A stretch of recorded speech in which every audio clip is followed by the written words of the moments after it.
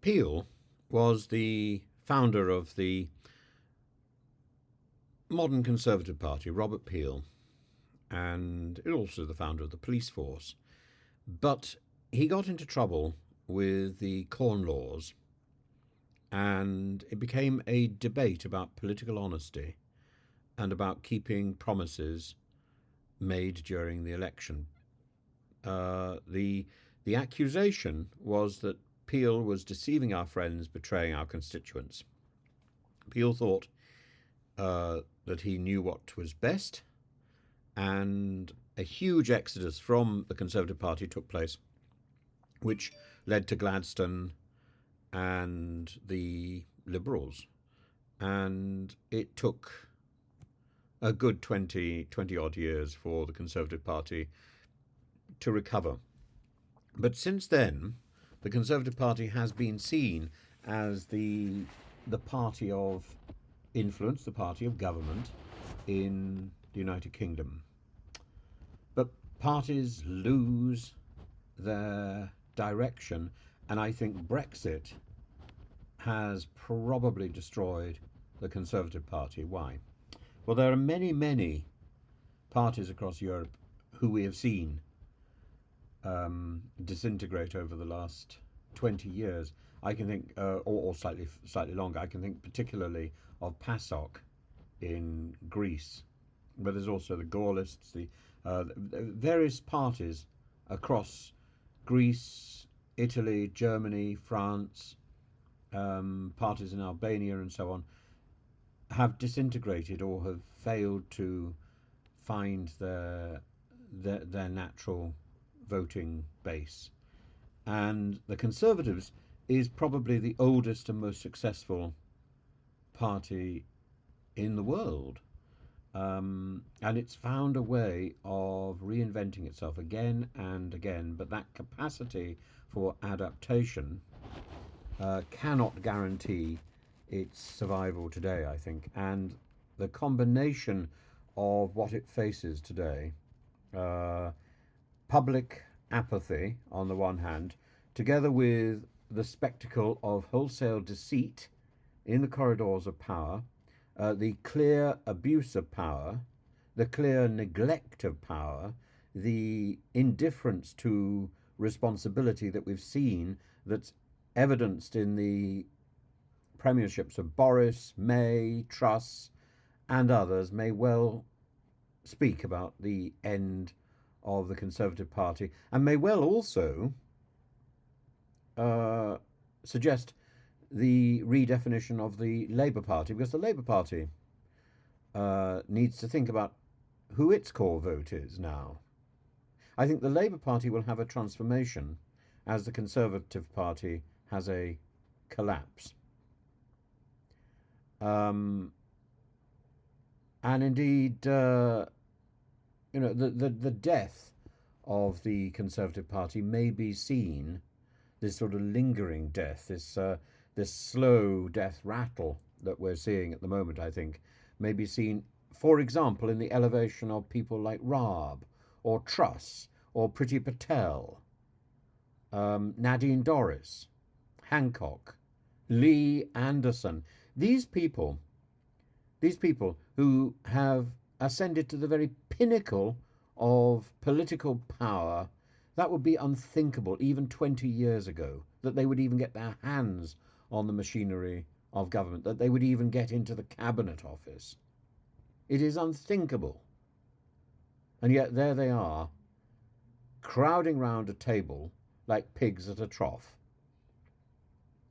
And the thought that a part-time Conservative politician like Rees Mogg, once the champion of parliamentary propriety, could call for Parliament, for the House of Commons, to override the Supreme Court in the country and introduce a new law saying that blue is green and red is black, defining an untruth into the pages of veracity, to verify a lie in Hansard. That is astonishing. It's as if the spirit of Boris like the ghost of Christmas present, is hovering over the chamber. What's a lie? Nothing. What I say is true. You know, and this comes at a time when fewer and fewer people can be bothered to vote. And I think as we get into the general election campaign, fewer people will vote at the next general election.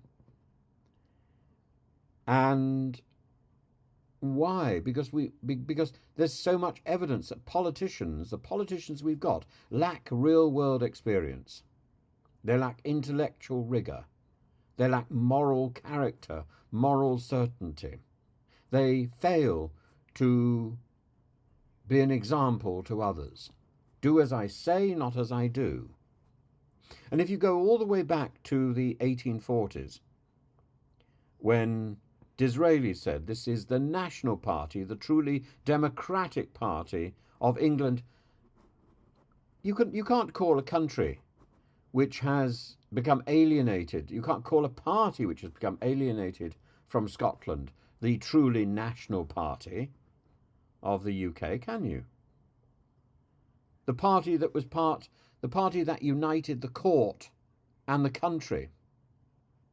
Well, it's split almost directly between court and country over Brexit. The court, the old guard, was thrown out by Boris in 2019 so that he could attain his election victory. And the country, what we're left with is a rag bag of completely unprincipled individuals who are determined to line their own nest. And in an emergency, it's always been it's always been Parliament that has rallied round and thrown up the great characters of state, often in the Conservative Party. Churchill, Thatcher, were towering figures in an emergency. But there's no one here now.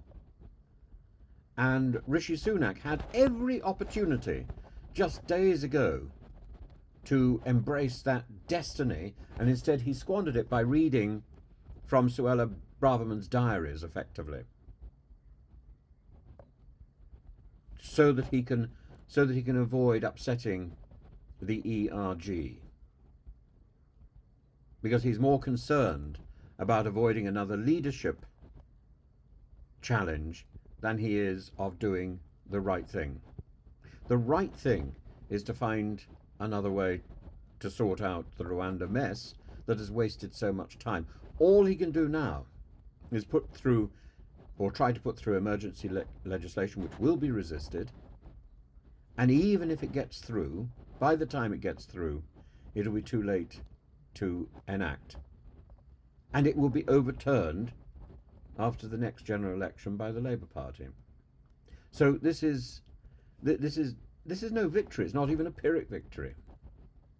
It's a Nero cult, to go down in flames, to be defiant. And I thought Rishi was better than that. He is prepared to overturn the law rather than admit that his cabinet was wrong. And he had every opportunity to blame one person, and to weather the storm that her rants might unleash.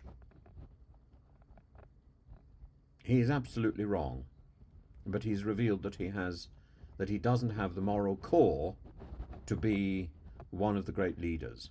He is a